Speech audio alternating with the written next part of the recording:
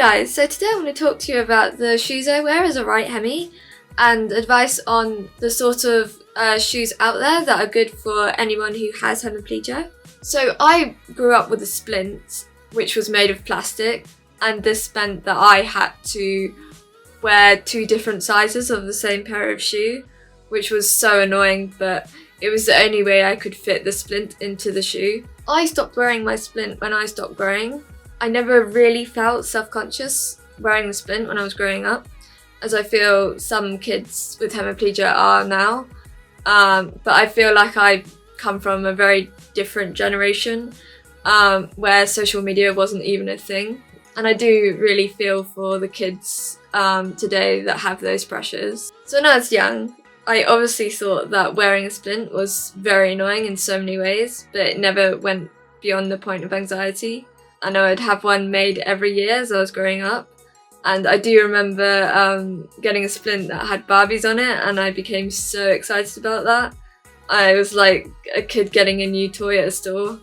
So to anyone who doesn't know, Clarks does an odd shoe scheme, and I know that the charity Hemi does a shoe swapping service. I'm not entirely sure if that's still running, but I'll put similar links to websites in the description below.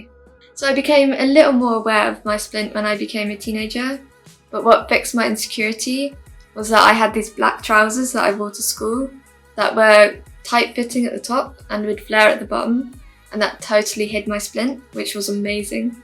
So now as a 27-year-old, my right leg is 2 centimeters shorter than my left leg, and I either get my shoes raised at my local orthopedic centre, or I have a 2 centimeter wedge that I put into my right shoe. So my black boots that close with a zip, which I showed in my last video, are from Clarks, and I really recommend them because they last for ages as they're made of leather and they're really comfortable. I do sometimes have to wear shoes that have laces, and I always need help for that, which is quite annoying. So I do get slightly embarrassed still when someone ties my shoelaces, but I feel like I get much more self-conscious when my parents do it, because I never want to be seen as younger than I am, because I already look so young. But strangely, when my friends tie my shoelaces, I just feel a lot more comfortable, because I feel like people around us would think that I am the same age as my friends. But yeah, I'm not sure if anyone else feels the same way who has hemiplegia. So something I recommend are magic laces, because you can just tie them up once and then you don't have to do it again. And they're stretchy, so you can just slip them on. And there are lots of different kinds of magic laces, like elasticated ones or magnetic ones. So I have ones that I bought online, and I remember using them in my hiking boots when I went on holiday with my friends in Norfolk last year, and I didn't have to ask for help once, which was amazing. And you can also just use elastic to tie your shoelaces, and there are many widths and lengths available. And there is a lot of advice online about how to tie your shoelaces with one hand, which is great. So when I'm buying shoes or sandals, I always find zips really helpful. I prefer zips to Velcro. I always used to wear shoes with Velcro when I was a kid, but as I became a teenager, I started finding Velcro quite childish. But that's just my opinion, really.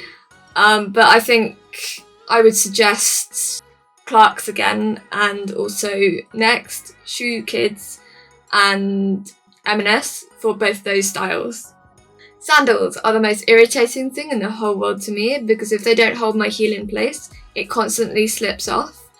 Like, flip-flops are a complete nightmare to me, and it just gets to the point where it's better if I just walk barefoot.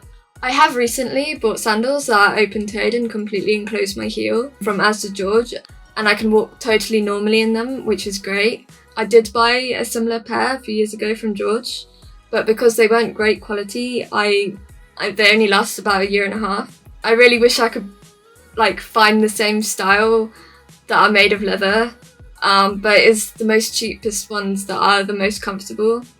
And I think in that situation, I would always buy more than one pair in case one doesn't last very long. It is quite tough to find the right shoes and sandals, but I would suggest searching online first before going into shops and trying them on. and I would definitely try them on in shops and not just buy them online, because I've made the mistake of buying shoes online just for the look, and they come and they're really uncomfortable, and that's quite irresponsible of me. But yeah, it is really down to luck. Thank you so much for watching, guys. Please subscribe, and I'll see you in the next one.